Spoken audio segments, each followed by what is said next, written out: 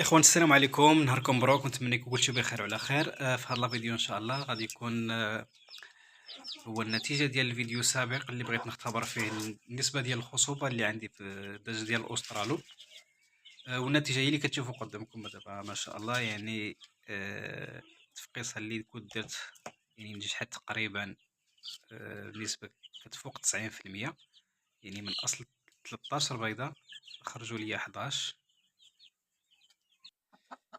هذه 13 درت لي 13 بيضه. المهم الخوت باش ما نطولوش الفيديو، انا حطيت جوج ديال الدجاجات بنفس الطريقه اللي شفتو. حطيت لهم 25 بيضه. كما شفتوا الخوت، يعني في المقطع السابق كنت وضعت جوج، وحده يعني فقصات ووحده دوزت غير شي ايامات ومن بعد ناضت ما رقدتش على البيض. ولكن اللي مهم اللي كان بالنسبه ليا ونعرف نسبه الخصوبه اللي عندي في القطيع. والحمد لله النسبه كانت زوينه وبزاف. يعني من اصل 13 خرجت لي 11.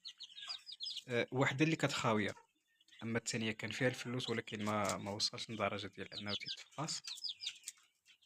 ربما يمكن حتى ديك الوقيته اللي وضعت فيها انا البيض كان شويه البروده، داكشي علاش. المهم النسبه ديال التفقاس ولا النسبه ديال الخصوبه يعني ممكن تقول 90 او فايته 90%. يعني نسبه ممتازه. ومازال ان شاء الله عايزين نختبر عاوتاني التفقاس ديال البيض ديال الاوسترالو. في اللي كنت حطيت في الفيديو السابق وضعت البيض ديال الاوسترالو مع ثلاثة ديال السلالات اخرين جديدة، اللي هي نيو هامشار والأندلسي السورينية، بالإضافة إلى الليجورن الذهبي. مازال ليها واحد السيمانة تقريبا، وغادي نشوف النتيجة ديالها وغادي نتأكد يعني من النسبة ديال الخصوبة، يعني تقريبا نسبة 100%. وهكا من بعد ما تأكد باللي أن الدجاج ديال أسترالو بالنسبة ديال الخصوبة فيه طالعة وواحد النسبة اللي هي ممتازة، يمكن لي يبدا في التسويق ديالو. وانا غادي نخلي لكم النمرة في الفيديو، اللي بغى شي حاجة مرحبا. ومازال عاد نزيد نتأكد أكثر عن طريق التفقيصة الثانية اللي دايرة عن طريق الفقاصة. هذه الأولى كنت درتها عن طريق الدجاجة، حضن الدجاجة. الثانية درت الفقاصة. يعني غادي نشوف، غادي نتأكد من النسبة ديال التفقاص، يعني بجوج ديال الطرق. هكا تولي انت مأكد 100% بالنسبة للخصوبة اللي عندك اللي عندي في البيض. يعني بالنسبة للقطيع، باش الا بغى يتقضى شي واحد شي حاجة كياخد واحد الحاجة اللي هي مضمونة. لحقاش اغلب الناس ملي كتبغي تقاد البيض ديال السلالة كيكون عندها تخوف من البيض ما يكونش مخصب.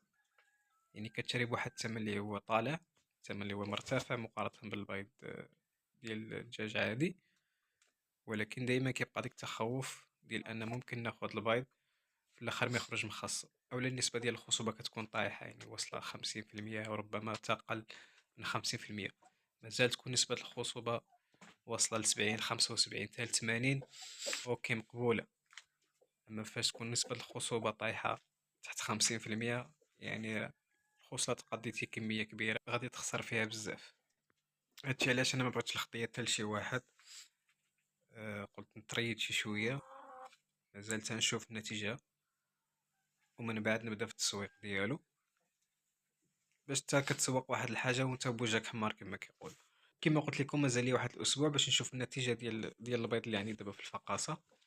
غير ما تنساوش اشتركوا في القناة باش يوصلكم الجديد، وفعلوا زر الجرس باش يوصلكم الاشعارات، لان ما كنحط فيديوهات باستمرار الا لو كاين شي حاجه جديده ولا شي معلومه مهمه اللي غادي نبارطاجيها معكم.